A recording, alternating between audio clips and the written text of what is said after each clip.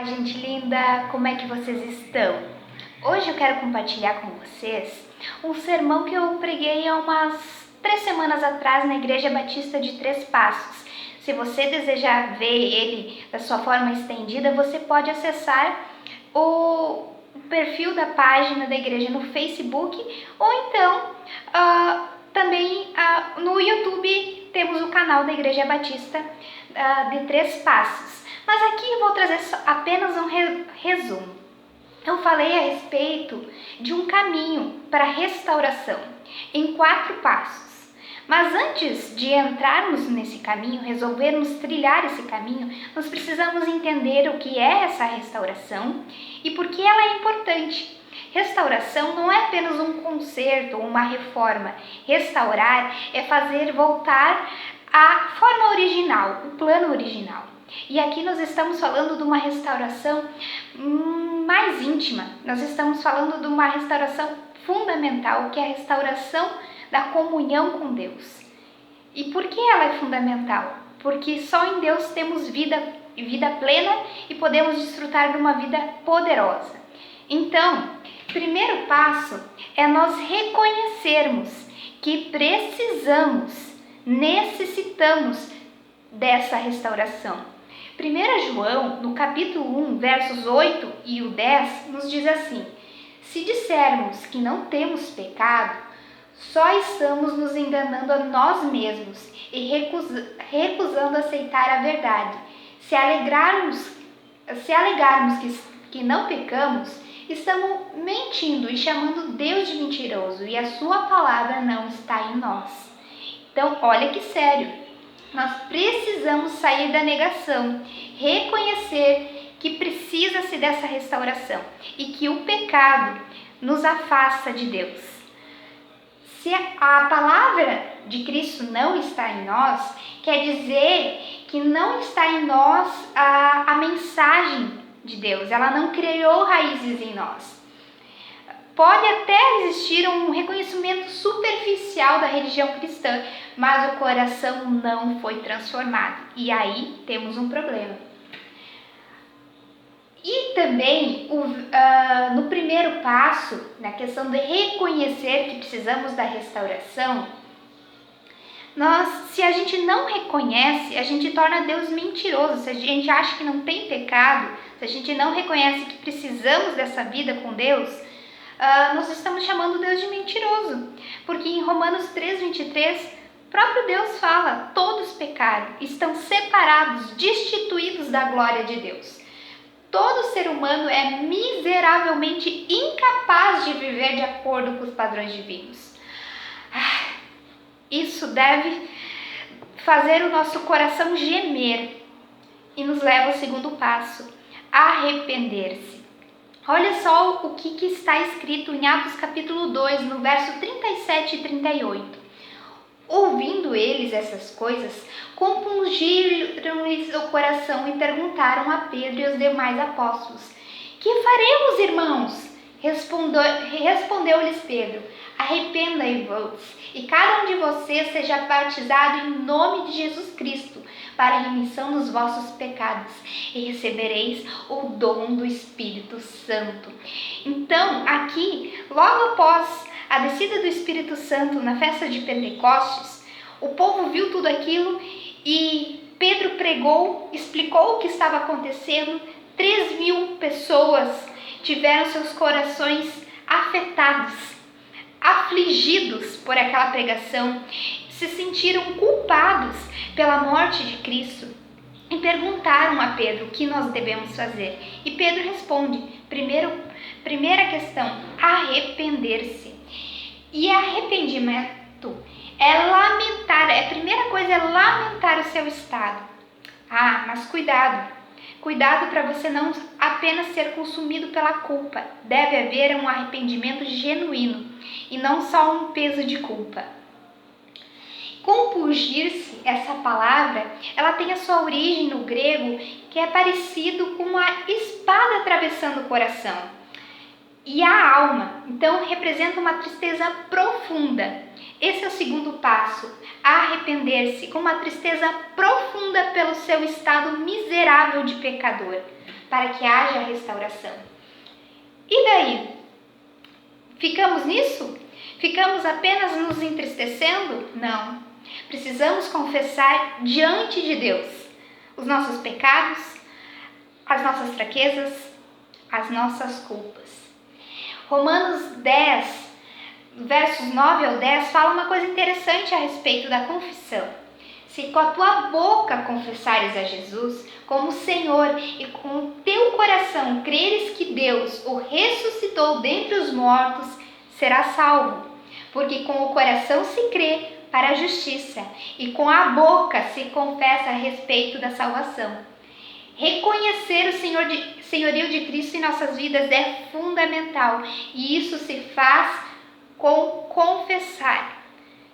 Lembra que eu falei que a respeito de arrependimento a gente não pode ter apenas um sentimento de culpa e tristeza profunda? Essa é a diferença, o terceiro passo é a diferença entre Judas Iscariotes e Pedro. Por que Judas Iscariotes não teve salvação? Porque ele foi e se enforcou, ele se deixou ser consumido pela culpa. Pedro não. Pedro deixou Jesus lhe tocar, o Jesus vivo lhe tocar. E para cada vez que ele negou a Cristo, ele confessou que o amava. Confesse diante de Deus para ter uma vida abundante e poderosa. O verso 9 de 1 João, capítulo 1, nos diz, e isso é lindo demais, mas se confessarmos os nossos pecados, Ele, Deus, é fiel e justo para nos perdoar a todos os nossos pecados e nos limpar de toda maldade. Confessar é dizer a mesma coisa, estar de acordo com alguém. Então, neste caso, estar de acordo com Deus. Reconhecer a perspectiva divina acerca do nosso pecado. Dizer o mesmo que Deus diz acerca do nosso pecado. Em relação a confessar a Deus, temos que confessar a nossa iniquidade, nossa sujeira, impureza, porque para Deus pecado é sujeira, é impureza. Também temos que confessar que transgredimos, e o que é transgressão? É se rebelar contra a lei de Deus. E qual é a maior lei? Amar a Deus sobre todas as coisas, o próximo como a nós mesmos. Como nós transgredimos essa lei, como nos rebelamos contra essa lei, como não conseguimos amar a Deus sobre todas as coisas, como não conseguimos amar o próximo como a nós mesmos. Quem dirá então como Jesus nos amou? Nós somos transgressores da lei. E também pecado é errar o alvo. E qual é o alvo de Deus para nossas vidas? Vivermos integralmente para a glória dele. Mas temos muitas vezes vivido para a nossa glória. E isso é um problema. O que faremos? Sabe, quanto mais machucado nós estamos, acontece que nem o meu filhinho Israel, que se machucou e nós precisávamos limpar a ferida, dar banho. Mas quanto mais machucado nós estamos, quanto mais sujo nós estamos, menos banho nós queremos. Mas Deus quer nos dar banho para nos tratar. Sujeite-se ao tratamento de Deus. E o último passo, o quarto passo, é abandonar o pecado. Em Provérbios, no capítulo 28, verso 13, nos diz: quem procura esconder seus pecados não prospera, mas quem confessa e abandona seus pecados alcança a misericórdia. Em João capítulo 8, verso 11, Jesus diz para aquela mulher que foi pega em flagrante adultério: vá e não peques mais. Vá e não peques mais.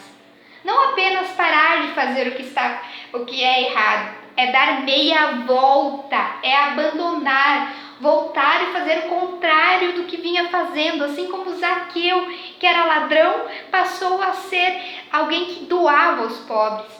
Como o carcereiro de Paulo e Silas, que era violento, passou a cuidar das feridas deles. É uma metanoia, é uma mudança de mente e de propósito. Abandonar o pecado. Se o seu coração contemplar a vaidade, o Senhor não teria misericórdia não teria me ouvido. Salmo 66, verso 18. Sobre tudo o que se deve guardar, guarda o coração, porque deles procedem as fontes de vida. Então, para ter essa metanoia, é o nosso coração que precisa ser mudado. Precisamos guardar o nosso coração.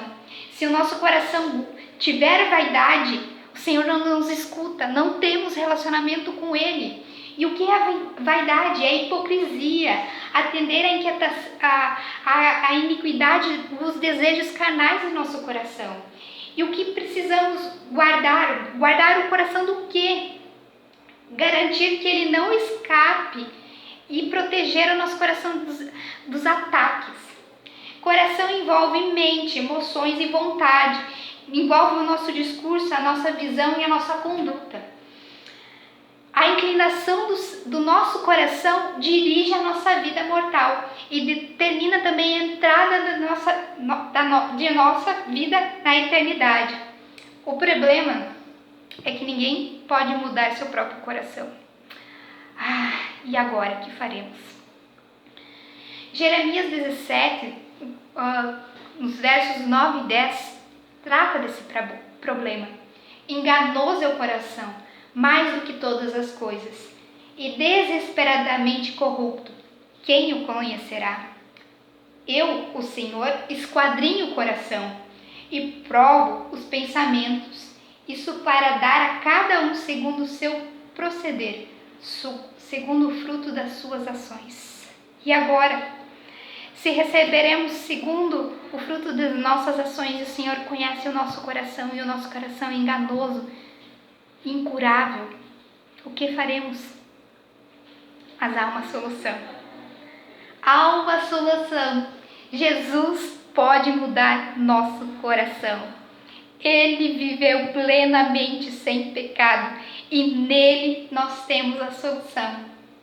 E Ezequiel tem uma promessa para nós que se cumpre em nossos dias. Dar-vos-ei um coração novo, e porei dentro de vós um espírito novo. Tirarei de vós o coração de pedra, e vos darei um coração de carne. Porei dentro de vós o meu espírito, e farei que andeis nos meus estatutos. Guardeis os meus juízos e os observei. Mas, gente, que maravilha! Então, aqui o próprio Deus promete que Ele dará o seu Espírito dentro de nós e nos tornará capazes de viver uma vida restaurada, com um coração novo. Que você possa fazer a oração de Davi. Esse é o desafio para agora. Ore a oração de Davi no Salmo 51. E o hisopo ali usado no Salmo 51, onde Davi confessa seus pecados, era uma planta usada na aspersão para purificação de defuntos e de leprosos. É assim que Davi se via no seu pecado. Mas você ore com sinceridade o Salmo 51. Abra seu coração diante de Deus e deixe Ele transformar o seu coração através de Cristo Jesus. É isso, pessoal. Vou ficando por aqui. Até uma próxima. Abração. Fiquem todos na paz de Deus.